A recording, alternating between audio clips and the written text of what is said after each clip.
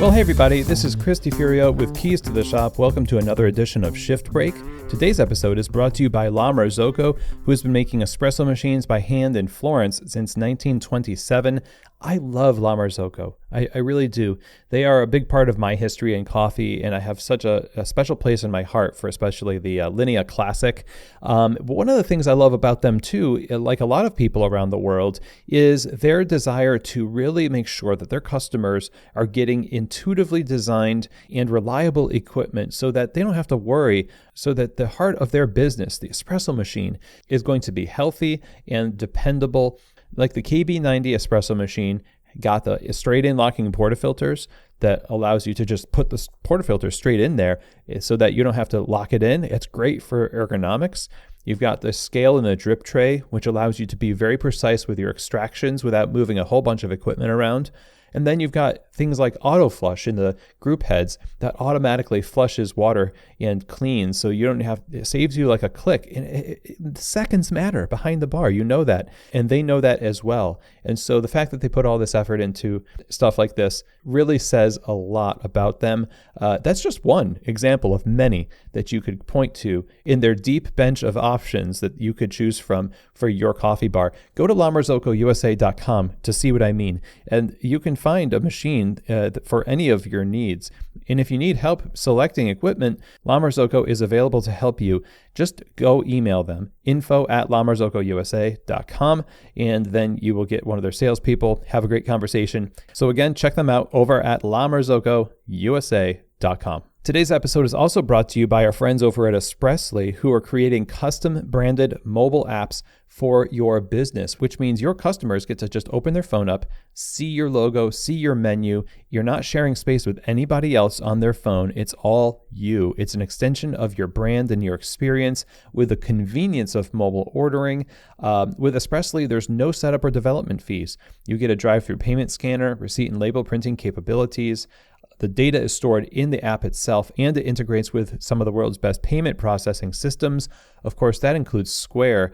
And Espressly is fiercely, I know this, so many conversations with a co-founder, Joe, about this, fiercely dedicated to supporting independent specialty coffee retailers like yourself. And they always want to make sure their product is serving you well. So I highly recommend going to check them out at espressly.co to get signed up today. Again, that's espressly.co. Okay, everyone. Well, today on Shift Break, I wanted to talk about something that I think is in the air right now. There's a lot of publications coming out with stories about quiet quitting.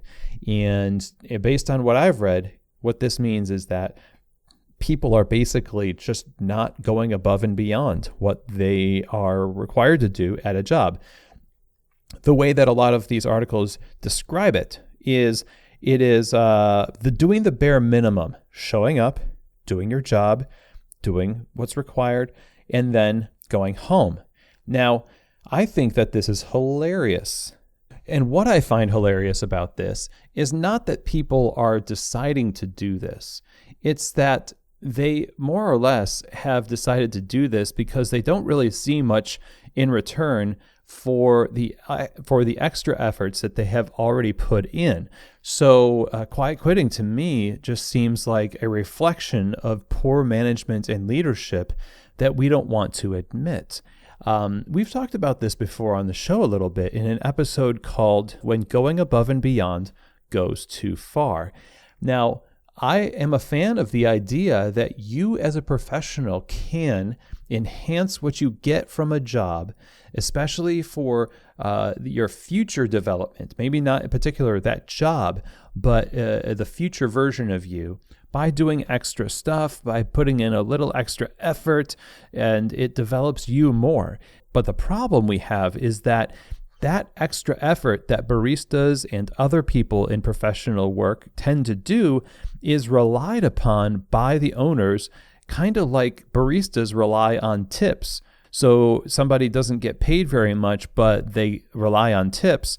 That's not guaranteed, but it is very common. It's it's a traditional kind of thing, and so it's kind of wink, wink, nudge, nudge. It's part of the program, and so that's why you see it in so many job postings, an estimation of what hourly tips looks like. And we know this for a fact that this kind of encourages employers to look at how little they can pay because they see, oh my gosh, they make so much in tips. I don't have to pay them. My customers are paying them for me. So we rely on customers to overcome the lack of pay to baristas oftentimes.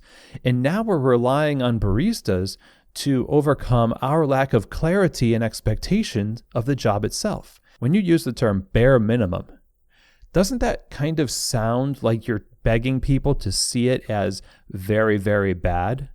There's a difference between somebody doing bare minimum and somebody who is doing the job. And I don't really hear a whole lot of people saying, hey, it's okay for you to show up and do your job, do it well, and no frills, no extra, No, you know what we say about people like that? They're doing the bare minimum. No, they're doing what's expected. They're doing what you've asked them to.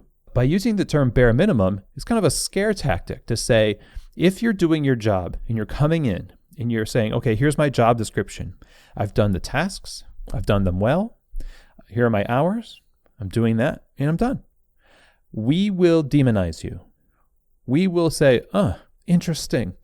It's like we're secretly testing people all the time to see if they go above and beyond. And so we discount their work and therefore cover up the fact that we don't know how to be satisfied with good work. We always want to see extra, but we don't know how to recognize good work as according to what we've defined.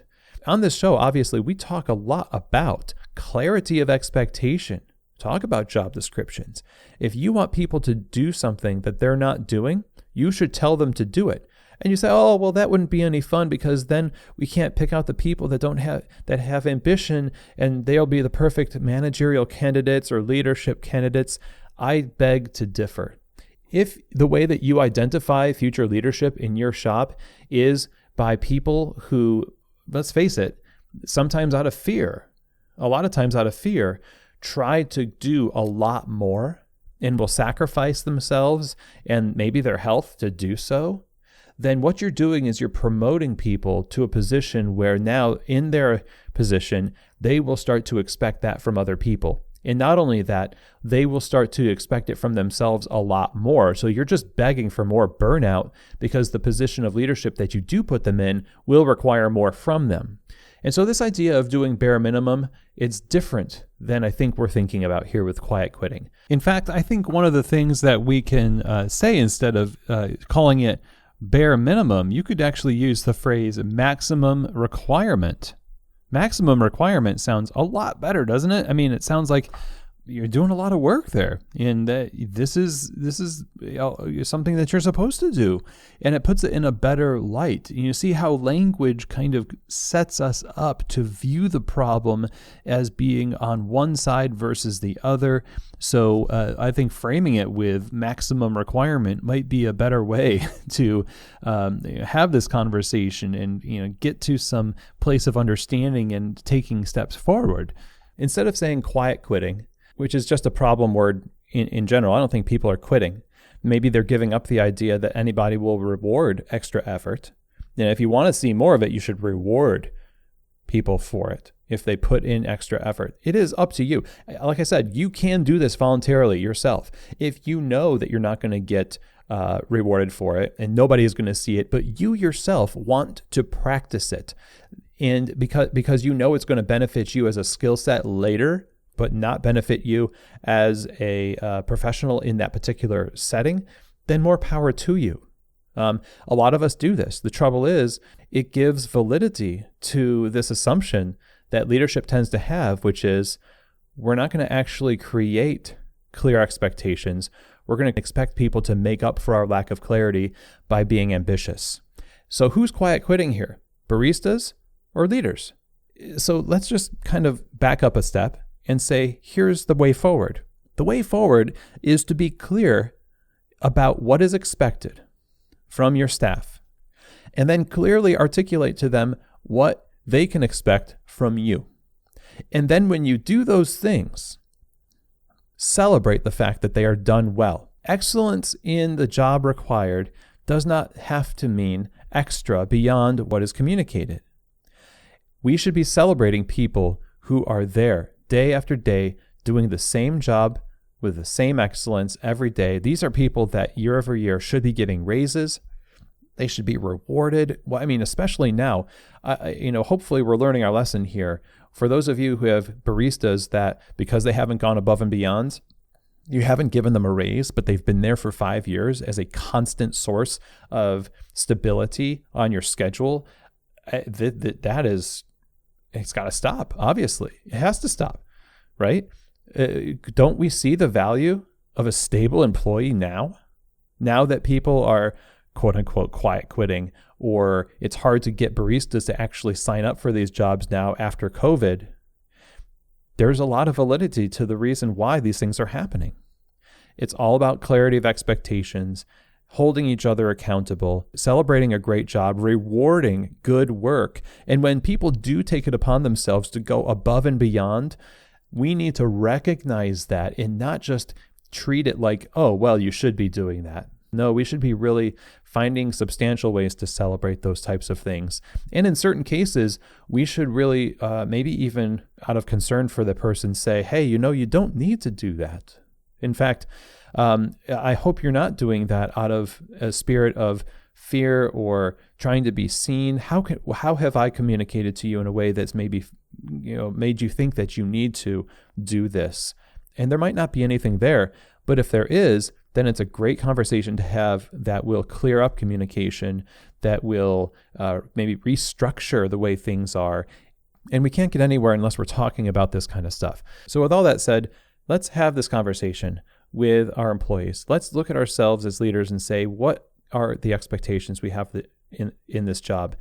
How has this job changed over the last 5 years since we first started with that one job description that now is pretty much irrelevant? How long has it been since we've given that one really stable employee who does good work a raise or opportunity and enrichment for their professional development? There might not be enough money to throw at somebody like that. And you can be upfront about that. But you can have a conversation about how can we make this more worth your while? You've been here for 5 years, 6 years more.